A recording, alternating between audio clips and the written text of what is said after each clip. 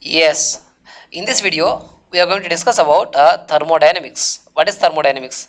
Thermodynamics is a branch of physics which deals with the exchange of heat energy between bodies and its conversion into other forms of energy, other forms of energy, and vice versa. Okay, that is about that is what is called thermodynamics. So let us try to understand what is heat. Heat is nothing but it's a form of energy. It is a form of energy which flows from high temperature region to low temperature region. Now let us try to understand what is temperature. Temperature is nothing but it is a measure of degree of coldness or hotness of a body. That means this is the one of the most fundamental physical quantities which gives us the information about whether the body is cold or hot. Okay, now this is about temperature. Now let us try to understand the whole universe can be divided into two categories according to thermodynamics. One is a thermodynamic system, other one is a surroundings. Other one is a surroundings. So what is thermodynamic system? It is a collection of large number of particles in like atoms and molecules, because of which there is some pressure and they occupy some volume, and because of them there is some temperature. So basically any system that you can express in terms of pressure, volume and temperature, we can call them as a thermodynamic system. Alright, now in this universe, apart from this thermodynamic system, everything else is known as surroundings. Alright, now this thermodynamic system can be classified into three different categories. One is isolated, other one is closed, next one is open. What do you mean by isolated system? So this is a kind of system where this is the thermodynamic system where there is no exchange of energy, no exchange of energy, no exchange of matter. What do you think is matter? Matter is nothing but anything that occupies some space and has some mass. So basically, it is including the number of particles and volume of the thermodynamic system and so on. So there is no exchange of energy and matter here. That is what is called isolated system. Now in this closed thermodynamic system, you have energy exchange, but there is no exchange of matter. There is no exchange of matter. Now if you consider open thermodynamic system where you have got energy exchange as well as matter exchange. For example, if you consider this is a thermodynamic system. So in thermodynamic system here, from this thermodynamic system TDS, there is no exchange of energy or matter to this surroundings. Then we can call it as a isolated system. Now in the case of closed thermodynamic system, there is an exchange of energy to the surroundings, but there is no exchange of matter. But in the case of open thermodynamic system, the thermodynamic system can exchange energy. It can either extract energy or release energy to the surroundings, and also number of particles or maybe volume and number of particles can be exchanged between the surroundings and thermodynamic system. That is what is called open thermodynamic system. Clear? Now let us try to understand the laws of thermodynamics. What are these laws of thermodynamics? There are four laws of thermodynamics. First and foremost is actually zeroth law of thermodynamics. Zeroth law of thermodynamics. Next, first law of thermodynamics.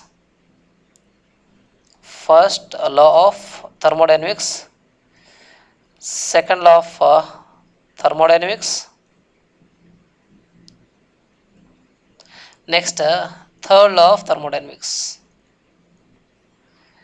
But in this video we will cover only the first two things. Alright, so the zeroth law of thermodynamics. What is this zeroth law of thermodynamics? Let me call it as a ZLOT, and this is FLOT plot, SLOT, and TLOT. Okay, so let us talk about zeroth law of thermodynamics right now. What is that? So this zeroth law of thermodynamics is one of the most fundamental laws of thermodynamics. What does it say is, if you consider any thermodynamic system, let me call it as a A, and let me take another thermodynamic system which is called as B. Now if there is a temperature difference, let us say TA may be greater than TB or TA less than TB. Now if the two systems are allowed to interact thermally, then there will be exchange of heat energy in such a way that both of them will come to an equilibrium, which is called thermal equilibrium. What is thermal equilibrium? Thermal equilibrium is nothing but the bodies, if two bodies are there which are thermally in contact with each other, then both of them will exchange the heat energy with each other, and thereby reach the same temperature. The heat energy will exchange from A to B, and thereby the temperatures becomes same. So that is what is called, then we can say that both these A and B have come into thermal equilibrium. Now next, if suppose A and B are in thermal equilibrium, there is one more thermodynamic system which is called C. Then if B and C are also in thermal equilibrium with each other, then it is quite obvious that A and C are also in thermal equilibrium. So this is what is called zeroth law of thermodynamics. And zeroth law of thermodynamics talks about thermal equilibrium. What is the thermal equilibrium? So as long as there is no, there is a difference between the temperatures in between two bodies, definitely there is a heat energy exchange between the bodies, and thereby the heat energy flows from high temperature region to low temperature region, and it will flow unless and until both the bodies reaches the same temperature. That is what is called zeroth law of thermodynamics. Alright, now let us go to the next law of thermodynamics. What is next is first law of thermodynamics. First law of thermodynamics. So now if I consider there is a thermodynamic system, for example, the thermodynamic system, if I supply dq amount of heat energy to this thermodynamic system, what is this? Heat energy. If I supply dq amount of heat energy to the system, this heat energy will be utilized in two ways to this thermodynamic system. One is to raise the internal energy of the system by du. What is this du? Internal energy. Next, it is also like the remaining heat energy will be utilized to get some work done. Let me say this dW as the work done. So the first of thermodynamics is actually a consequence of law of conservation of energy. Okay, what does that mean? The supplied heat energy is utilized in two ways. It is nothing but sum of both raise in internal energy plus work done. So work done is also a form of energy. It's also a form of energy. So the given energy is converted into other forms of energy. That is nothing but first law, law of conservation of energy itself, isn't it? Now this is what is called your first law of thermodynamics. So what is dq here? The heat energy. What is du? Internal energy. What is dw? That is nothing but the work done. Okay. Now dq can be n c dt, du can be n cv dt, and it is always true. It is always n cv dt, and dw can be written as pdv, and it will vary slightly for different thermodynamic processes. We'll discuss about them little later. And this NCDT, what is this, what is N, by the way? N is nothing but a number of moles of gas. Now C is nothing but a specific heat capacity. Now let us try to understand what is specific heat capacity. So before getting into specific heat capacity, let me just take one thermodynamic system. Now, if suppose if I want to raise the temperature of this thermodynamic system by delta T amount of temperature, the amount of heat energy required, to raise the temperature of the system by 1 Kelvin or unit temperature, then the amount of energy required is nothing but your heat capacity. Heat capacity. Now let me call it as a H for the time being. Now specific heat capacity is nothing but the amount of heat energy required to raise the temperature by 1 Kelvin or 1 degree Celsius or unit temperature of 1 gram of substance or m grams of substance, that is given by your specific heat capacity. Let me say C. Okay. Now sometimes we can also represent with S also. Anything is okay. Okay. Now if I am talking about molar specific heat capacity,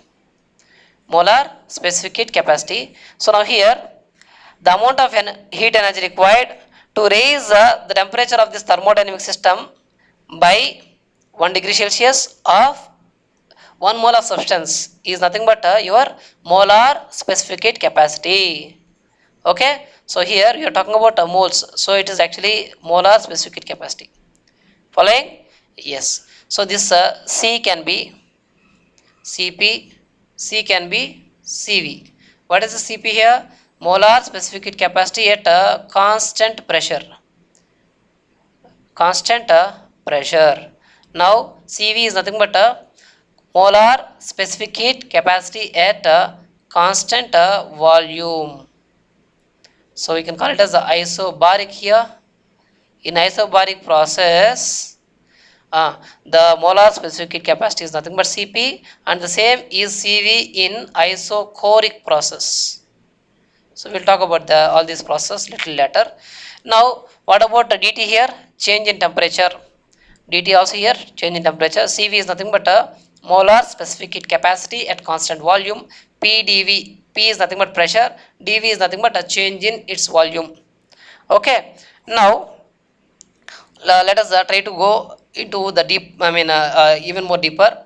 Here the first law of thermodynamics, dq is equal to du plus dw. Now here if you see dq and dw are path dependent functions. Okay, these two are path dependent functions. What does that mean? So these values, the values of heat energy and work done will be depending upon the path. Okay, let us say if you are going from two different paths, from one thermodynamic state to another thermodynamic state, if you are going, there can be many ways to go, there can be many paths. Okay, let me call this as path 1, path 2, path 3. Now if you consider dq and dw, their values in path 1, path 2, path 3 will be different, and that's why we call them as path dependent functions. Now for example, if you consider, this is called internal energy is called state or point function. It does not depend upon the path. Maybe you can go through path 1, path 2, path 3, definitely the value is going to be same. It only depends upon the final and initial points, that's it. And how you are going doesn't matter. So that's why it's called a path independent function or state or point function. Clear now? Yes. Now let us try to understand the sign convention. It is very important. Sign convention. What is the sign convention?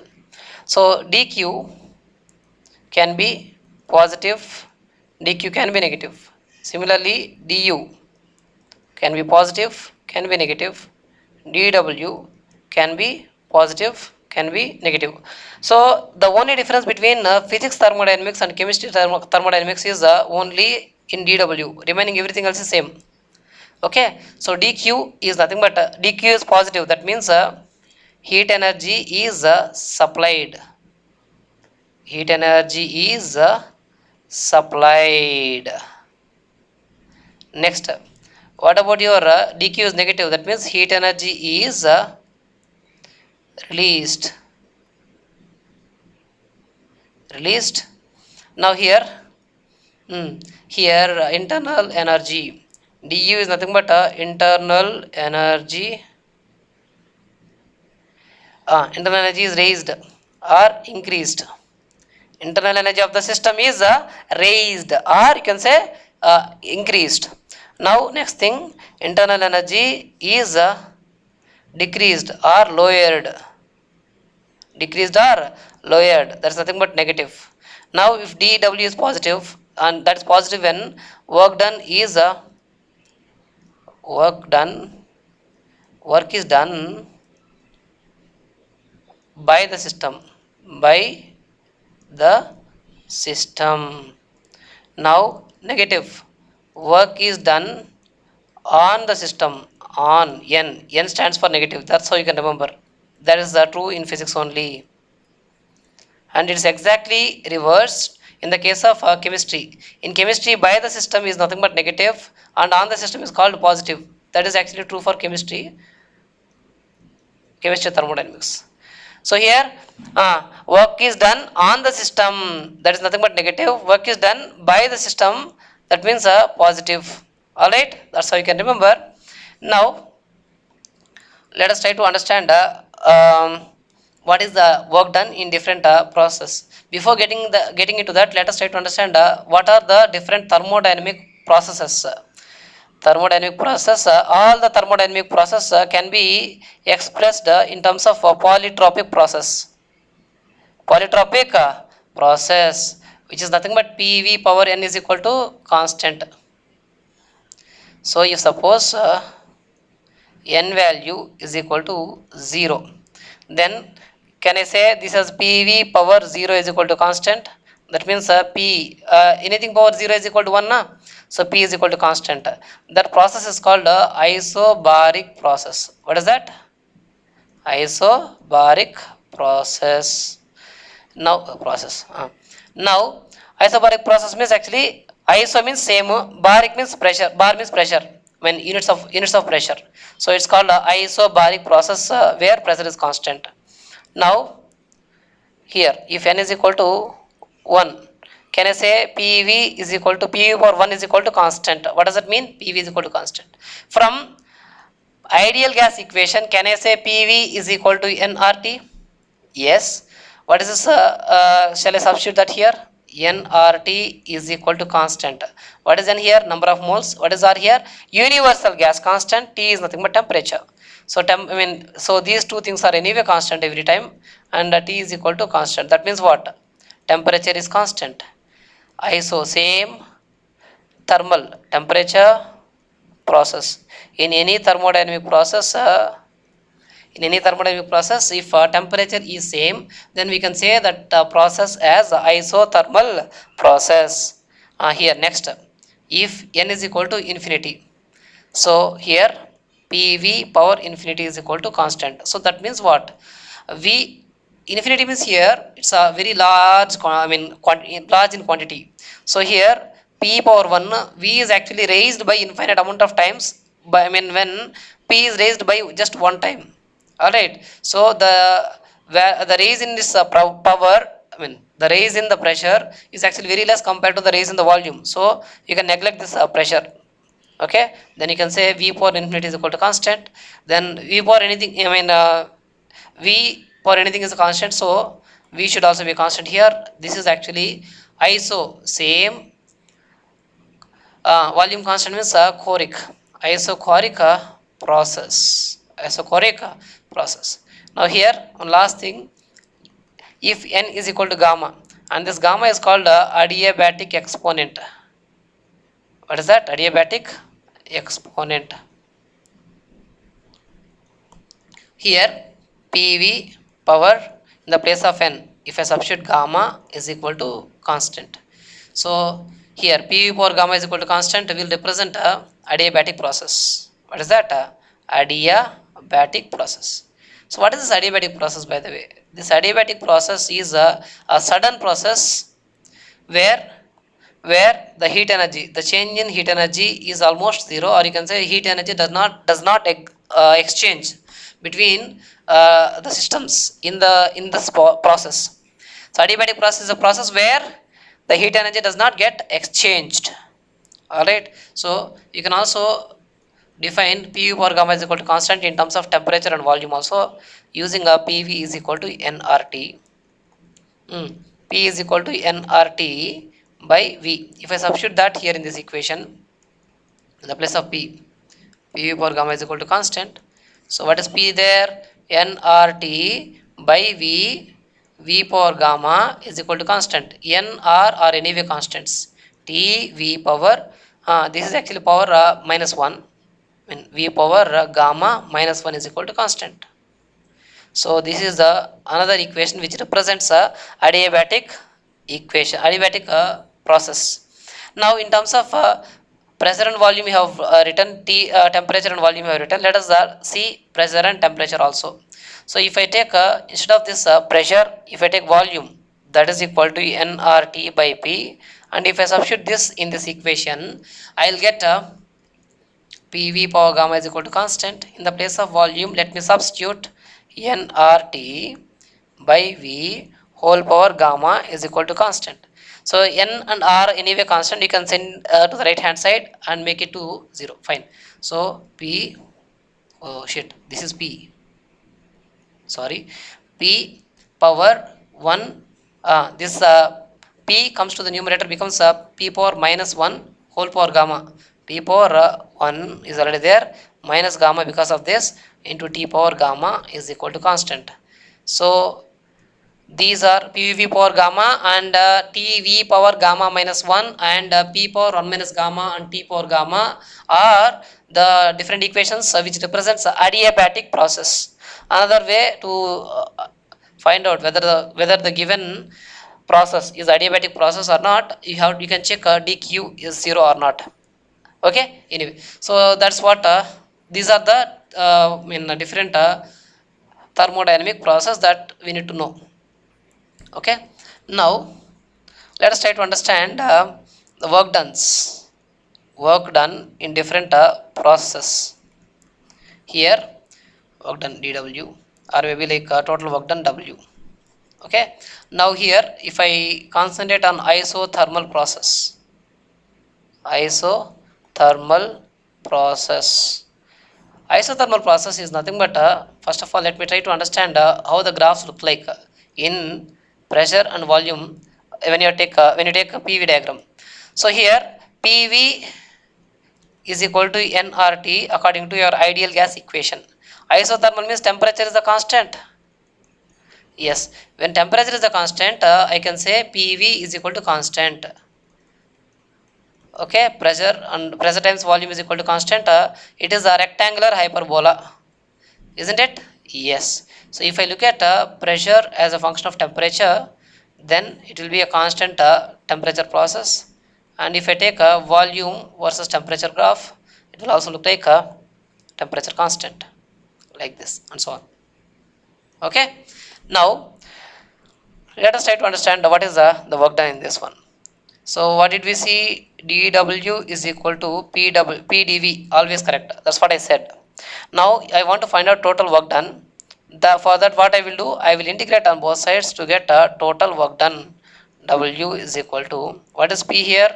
According to your ideal gas equation, pressure P is equal to nRT by volume V. nRT by volume V and dV. So here, what is in here? Number of moles, universal gas constant, which both of them are constants, and temperature is also constant here because it's isothermal process. nRT integral dV by V. Consider initial volume is Vi and finally the volume is Vf, let us say. Alright, so initial volume is Vi, final volume is Vf. Now nRT integral dx by x is what? Integral 1 by x dx or dx by x is nothing but log x. Log x. So it's nothing but log v, and lower limit is nothing but Vi, upper limit is nothing but Vf. So nRT log Vf minus log Vi. Okay, so nRT. So log A minus log B is what? That is nothing but log A by B. What is that? Log A by B. So it is log of Vf by Vi. So this is your work done. Clear? In where? Isothermal process. Isothermal process. Now, this is about work done. Now let us discuss about adiabatic process. So adiabatic process is a thermodynamic process in which the heat energy is almost constant during this process. dq is equal to 0. Then I can say that it's adiabatic process. Now if I look at this PV graph, pressure times pressure versus volume graph looks like this. Sir, this is also looking like the previous one. Say yes or no? Look at this. Yes, but there is a small difference because here PV power gamma minus 1 is equal to PV power gamma is equal to constant. Okay, so here what is this gamma? Gamma is nothing but a adiabatic exponent. Let me just discuss about that first. Cp by Cv is equal to gamma. What is the Cp here? Molar specific heat capacity at constant pressure divided by molar specific heat capacity at a constant volume is nothing but a gamma. So this also give you the atomicity of the gas. So fine. So gamma is equal to 1 plus 2 by F. What is F here? F is nothing but a degree of freedom. What does that mean? Degree of freedom is nothing but it will tell you in how many directions. In degree of freedom is a measure of how many directions the particles can move.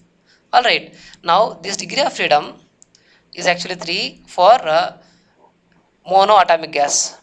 Monoatomic gas means, for example, helium, neon, argon, like that. I mean, which the gas elements which are available in terms of single atoms is called monoatomic gases. Okay, so here all these three are called translational degree of freedom. Translational degree of freedom. What does that mean? Here, the like single molecule can travel along x-axis, along y-axis, or along z-axis. That is your degree of freedom. Alright, now the same degree of freedom will become 5 for diatomic gas. Diatomic gas. So here, so 3 translational degree of freedom which are inevitable along x, y, and z. Now here you get 2 extra things. Let us say, for example, if you consider the diatomic molecule like this. So it can rotate about this axis like this, and it can also rotate about this axis like this. Okay, now if it is rotating about this axis, we don't see any much of a difference. That's why we consider only 2 rotational degree of freedom.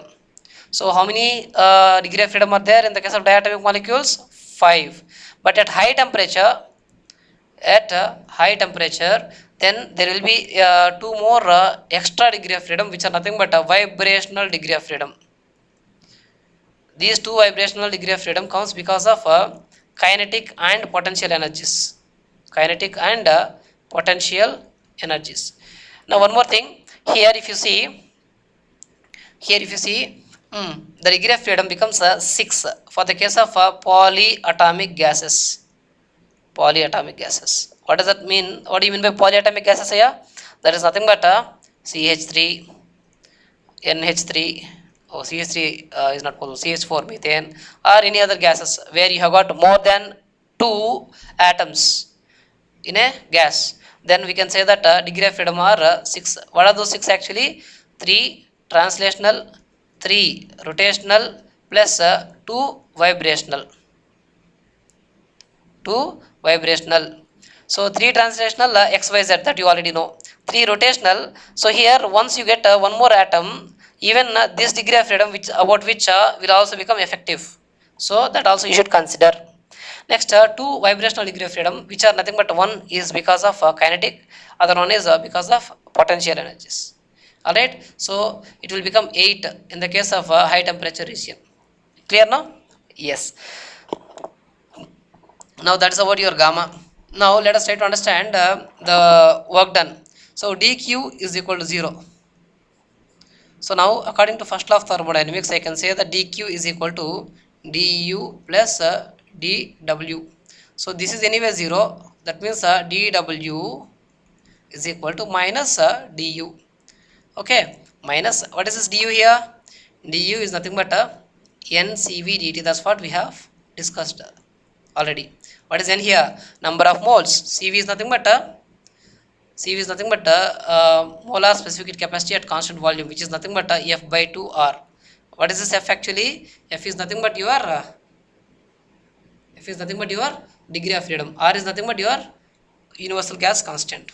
Very good. Now here, so I can write it as a NCV minus NCV TF minus TI. What is DT? Change in temperature. Final temperature minus initial temperature. I can send this minus inside. It will be like NCV TI minus TF. If you want to write this work done in terms of like degree of freedom and universal gas constant, also you can do that. That is NCV. CV is nothing but F by FR by 2 TI minus TF. So you can also leave the expression in this fashion. That's also okay. Now here there is a one small question already we have seen. That is for the case of PV diagram, both isothermal and adiabatic are looking like similar. Now let us see how do you distinguish which one is adiabatic, which one is isothermal. Now PV diagram. PV diagram means here let's consider there are two processes. Now one of them is, let us say, isothermal, other one is adiabatic. How do you define that? So here PV is equal to nRT for isothermal process. If I consider, if I differentiate on both sides, then I get P dV plus V dP is equal to nR dt. Now here isothermal process means temperature constant, so dt is equal to 0. So what does it mean? PdV is equal to minus VdP. The slope of this graph is nothing but PV diagram is nothing but dP by dV. So dP by dV can be written as minus P by V, isn't it? So let us keep this as a aside. Now this is nothing but isothermal process slope. Now let's consider adiabatic process. PV power gamma is equal to constant. If I differentiate that on both sides, V power gamma differentiation, gamma V power gamma minus 1, I have to differentiate V also na, dV plus, so it's UV rule actually, so I am keeping a V power gamma as it is. P should be differentiated, that is 1. So again dP is equal to, C differentiation is nothing but 0. So let me just take this to other side. P gamma V power gamma V power minus 1. I am just splitting it up. dV is equal to V power gamma dP. So here V power gamma gets cancelled. DP by dV is equal to this gamma P by V. Can I write that way? Gamma P by V. Of course there is a minus here. Once it comes to other side, minus should be coming here. Now let me write this as dP by dV is equal to gamma times minus P by V. Can I write it that way? What is minus P by V? Isothermal process slope of PV diagram. So dP by dV means slope of a PV diagram for the case of adiabatic is equal to gamma times dP by dV for isothermal. So what about gamma? So this gamma value is actually 1 plus 2 by F. 2 by F. So 1 plus 2 by 3 for monoatomic gas. Can I say this as 5 by 3? Next for diatomic gas. For mono this is true. For diatomic gas, gamma will be 1 plus 2 by 5. So that is nothing but 7 by 5. And for polyatomic gas, gamma is equal to 1 plus 2 by 6. So can I say it's 1 plus 1 by 3, 4 by 3. So now if you see, this value is nothing but, if you just see this 1.66, it's like 10 by 6, so nearly 1.66 or something like that. Now here this is actually like 5 ones are just multiply with 2 and 2, that is 14 by 10, it's 1.4. Now here this is 4 by 3 is nothing but 4 by 3, 1.33. So if you see, for all kinds of gases, gamma value is always greater than 1. That means this is greater than 1. So what does it mean? Adiabatic slope is gamma times more than isothermal process. Here, whose slope is more? Adiabatic. This is the one. Adiabatic slope is gamma times more than isothermal process. Clear? Yes. So that is your that's how you can distinguish isothermal and adiabatic process. Whichever is more steeper will be adiabatic. Whichever is less steeper in the same scales, we can say that it's a isothermal process. Clear now? Next, let us talk about work done in the case of isochoric process. Isochoric process means it's a volume constant process. Volume constant, so I can say dV is equal to 0. Now work done, dW is equal to P dV. So dV is equal to 0 means work done is equal to 0. Work done in the case of ideal isochoric process is always 0. How do you see in the case of PV diagram? How do you see this isochoric process? PV, volume constant process. If I look at PT, so PV is equal to nRT. Okay, the slope of, here volume is a constant, nr also constant, so P is directly proportional to temperature. It should be like y is equal to mx kind of graph. Next, volume times temperature, volume versus temperature should go like this, where volume is a constant. So that's all. Now work done in the case of isochoric process, 0. Now what about your what else is left? Isobaric process. In isobaric process, here pressure is a constant process, so dP is equal to 0. Okay, so now work done, dW can be written as the PdV itself. So if you want to find out total work done, integrate on both sides, you get total work done, that is equal to P is a constant, integral dV. Integral dV is nothing but V itself. Initial volume is say Vi, final volume is say Vf.